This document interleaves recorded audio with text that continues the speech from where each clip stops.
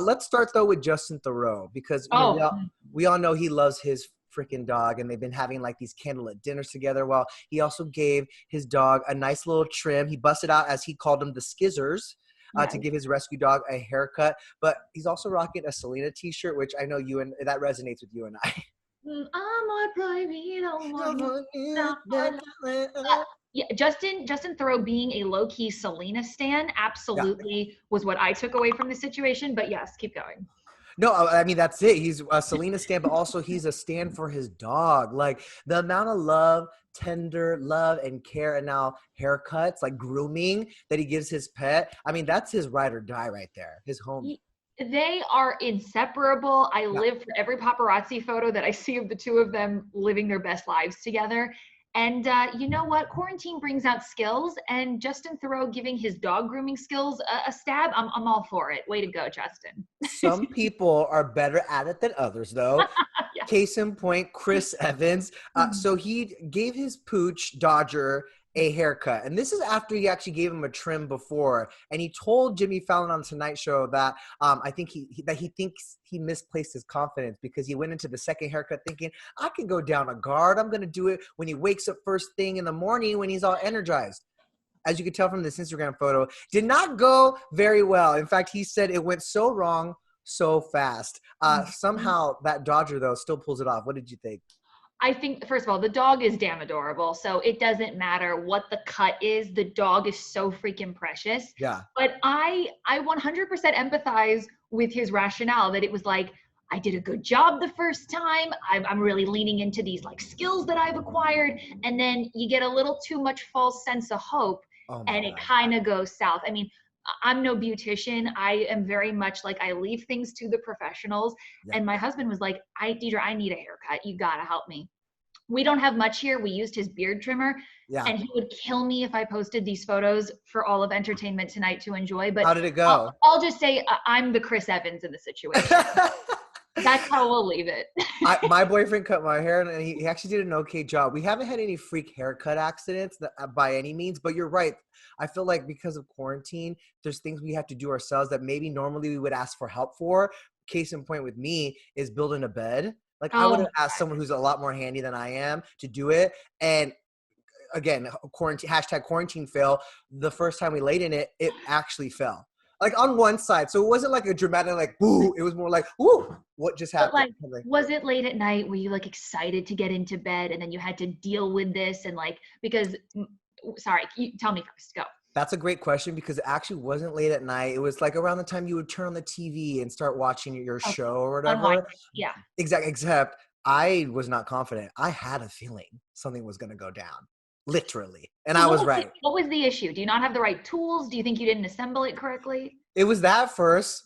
Then we literally only had a screwdriver, not even a power drill. So we got one of those. But again, it's like things I'm like, okay, we need this, we need this. I didn't think it out. Like I didn't plan ahead. You know, I'm just like, we could build this. False hope. False confidence. I am sorry about the bed, but I will tell you what legs are to Heidi Klum, hair is to Denny Directo. The hair must be insured for millions of dollars. It is your iconic, most amazing feature. So I'm sorry about the bed, but please don't touch your hair. We love it too much. I know. I'm literally letting it just do what it wants. Like I throw some product in it. I'm like, go crazy. You guys keep seeing me try to fix this curl. I'm going to leave it alone. Let's just go with it. We embrace the natural curls in quarantine. Yeah. We are just surviving in quarantine. And that's what Tracy Morgan is doing too. He just revealed to People magazine his surprising quarantine survival kit. Now, of course, it had like the necessary items like water and snacks and face masks. But he also, the former SNL star also joked that in it is cocoa butter because you got to stay moisturized. Yes. Right, very important. Motrin, he says, because if you're staying with me, I'm going to give you a headache. Very kind and generous of him. Yeah. And also some toilet paper alternatives like a brown paper bag and a newspaper. So, Deidre, one, do you have a quarantine survival kit? And if so, what's in it? And if not, what would you put in it? I don't have things like gathered in a corner of my apartment and I call it my quarantine corner by any means. He does Motrin. Tracy Morgan does Motrin. I do a patience pill. I try to mentally remind myself every day that this is something everyone is going through and everyone is just as frustrated as I am. But I think what's really been my saving grace is over here to my right. I don't know if you guys really need to see it, but I want to see. What is it? That's my gym corner. That's my little gym Oh, corner. I ordered the mat on Amazon is like week 1. I was like, get me the thickest mat you can because we need arch support, everybody. yeah.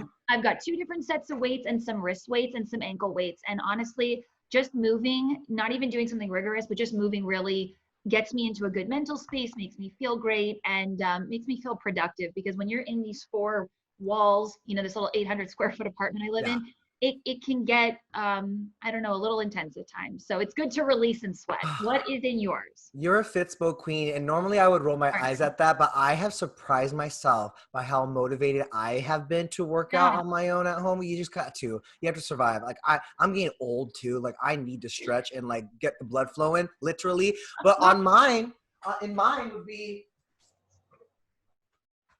This would be in my quarantine survival kit. This has been getting me by. I have not taken out the recycling bin so much in my life. It's like every other day. It's filling up. What is that? What's your go-to?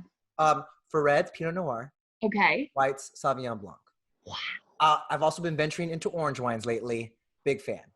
Oh my God, he's a sommelier in training. Like, you are diversifying your palate. I don't really have a survival kit, but I would consider this area right here my survival kit. We literally, if you guys have been keeping up with us on etlive at home, I added that second story about week 7. Wow. So by the time we're done with this, you're just going to have bottles like rolling out of your apartment. Exactly. I might have to call a friend. Remember those quarantine bottles. Yes. Exactly. Right. And it's recycling, you know, we're recycling. We're also giving back to mother nature. So anyways, Tracy, he is busy promoting the new animated film Scoob, which he's in, and ET caught up with him about what life is like at home for him these days. I'm just staying focused, staying positive. Yeah. This virus been here before, man. All this, I can't spook out. I'm not going to do it. Listen, I'm the head of my family. I got to stay strong. And that's how I'm handling it. I got to be strong for my kids and my wife. But that's always been you. That's always been you. I face death. I ain't worrying about coronavirus. I'm worrying about another Walmart truck, okay? You've survived so much. This is just another thing, isn't it? Yeah, well, I don't look at it like that because people are dying. So I'm feeling bad for people around the world. But my job is to stay funny, so I can't get spooked out because I'm an empath. I have to heal the world, and it's bigger than me. So what I do is in service to you and others. So I'm a soldier. Had to throw a little ET flavor in there, you know, but you know, Tracy's just getting by like the rest of us. You know, he's got a really cool home, and he's got some cool ish in there to keep him entertained. I would like a fish tank. Maybe that will be, if we're still here in like 10 weeks, maybe I will start a fish tank. Get a little pet. Oh my gosh. One that you don't have to like trim and groom, you know? I know. Yeah. Look, if you're ever going to adopt, now is for sure the time, but I'm still not convinced that I'm cut up for that. All right, Deidre, so we're all cooped up at home. Some people are celebrating birthdays, which I'm like, you're a Libra. Your birthday's in the fall, right? I'm a Scorpio. Okay, excuse me. Yes, but in the fall. I guess a Scorpio pride. I have to represent the Scorpios, but yes, the fall.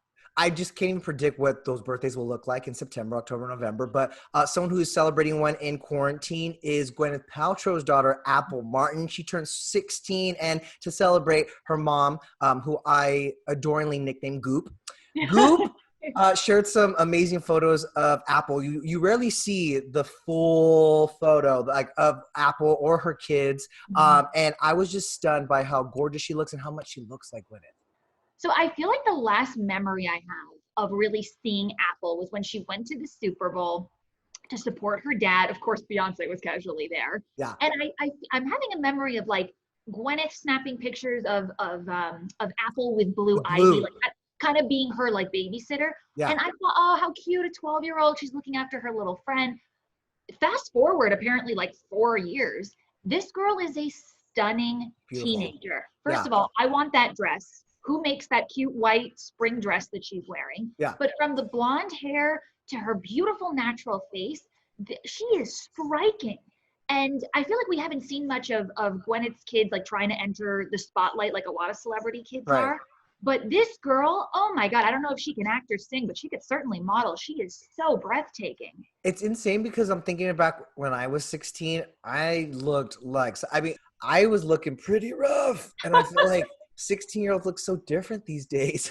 Denny, let's all defend us. We didn't have YouTube. We didn't have Instagram. We didn't have tutorials. Oh, true. I looked like a gremlin when I was 16 years old. I definitely didn't look like Apple.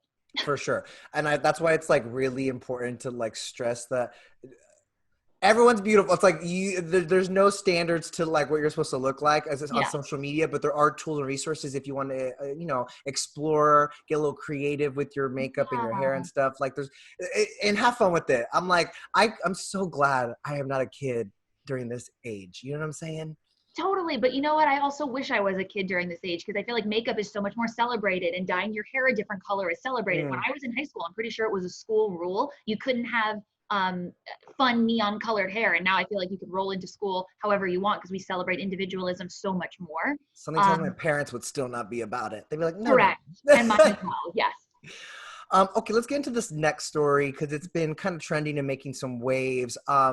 Cara Delevingne actually hopped up on Instagram stories to defend her ex, Ashley Benson, after she was spotted hanging out with G-Eazy. Now, the two were out getting some takeout in LA. And I think this is coming, of course, after we learned that Cara and Ashley split. Mm-hmm. And so a lot of folks online were actually kind of coming for Ashley. You're jumping in a relation too soon. Why him? And team, I don't remember what the relationship name, their couple name was, but like they're like Team Cara, and it got to the point where Cara had to say something. Yeah, I mean, I'm so tired of this narrative. We've got to relax with the trolling comments. Celebrities are people too. They have feelings and human emotions. Imagine opening your phone and just being bombarded with comments telling you that you're terrible and that you shouldn't do. It's like, it's their life. They're obviously in an amicable place if Cara is taking to her Instagram to defend her reported ex. Yeah. And I think we just gotta live and let live, guys. This is a weird time in the world. We don't need to be spewing hate on the internet. Like, find a hobby, learn to tie-dye. And it's mainly because we don't know the full story. Like, that is their private lives. We don't know. I mean, it could have been months ago that they split. We were just learning about it like a month ago. And even Cara said in her post, she said, she echoed what you just said. It's more important now than ever to spread love, not hate. And then she asked the haters to back off Ashley. But more importantly, you don't know the truth. Only her and I do. And that's exactly how it should be. Right. And we also can't speak to Ashley's relationship or friendship, whatever it may be, with G-Eazy. We know that they just collaborated. They did that cover of the Radiohead song Creep. Yeah. So who knows? They could be, artistic collaborators. They could be friends. They could be more than friends. We don't know. So stop throwing rocks. Like, relax, guys.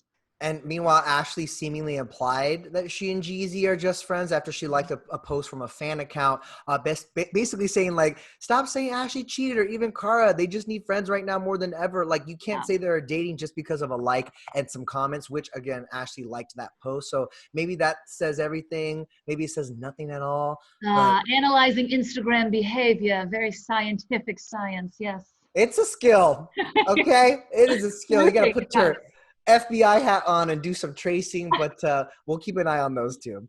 Yeah. Okay, let's get into something fun to end the week because there is a tweet that has gone viral. A Twitter user prompted folks online to share any mundane celeb encounters they've had in their lives, saying that we need this entertainment now more than ever.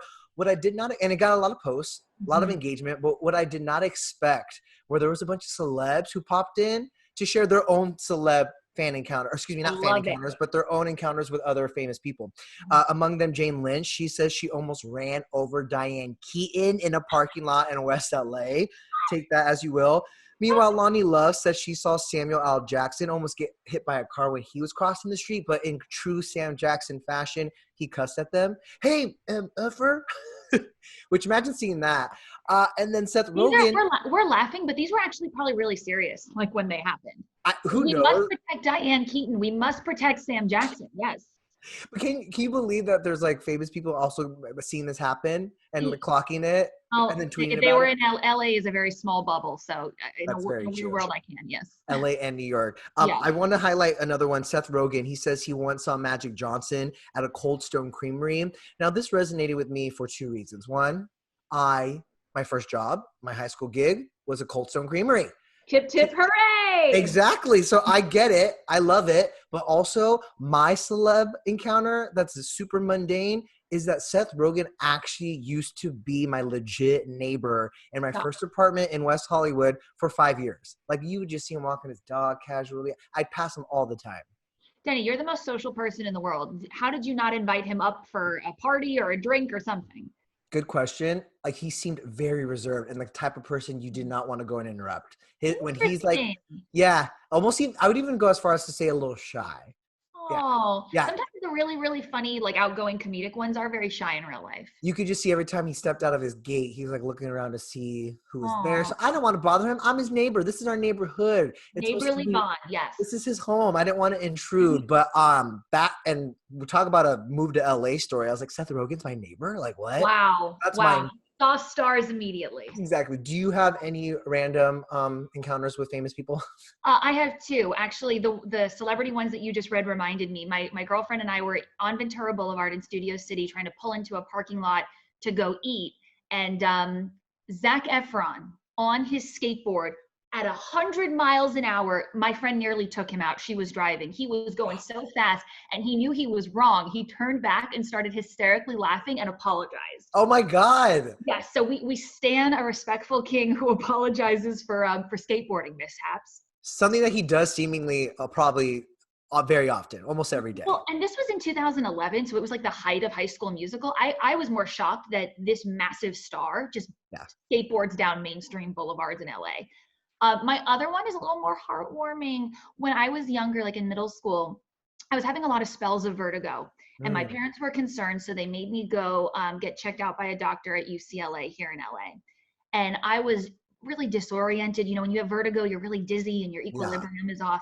And I'm in the back of my dad's car and I look out the window and I see, this is literally like 2001. So Paul Walker is walking into the hospital to, I don't know, an appointment of his own or visit someone, I don't know. I go, Dad, stop, because I was in love. I still am in love with Paul Walker. Of course. R.I.P. And my dad goes, what are you doing? I get out of the car and I go, Paul! And he must have thought, oh my God, this young girl is here at the hospital. You know, she must be going through something. Oh no. And he gave me the warmest embrace. He kissed me on the cheek. He told me to have an amazing day. It was truly an out-of-body experience that I have not forgotten all these decades later. Just a truly nice guy. No cameras anywhere. You know, nobody knew about this. It was just who he was in real life when no one was looking. And he just made a young girl who was going through a weird time feel really special that day. I legit got chills over my body. Like what an amazing, like, I keep saying encounter, but just like interaction with Paul Walker of all people. You never know when you'll bump into someone special in a parking lot. Oh, I can't wait till we can bump into people in the parking lot. I know. These days will come. We'll get back. They will come. Until then, we'll still be here, you guys, broadcasting from home. One day I got to give another home tour because, like, where do I live now? Anyways, Deidre, my thanks as always. It's always fun ending my week with you, and I hope it was fun for you guys ending your week with us. We'll be back on Monday with a brand new edition of ET Live at Home. Until then, have a great weekend.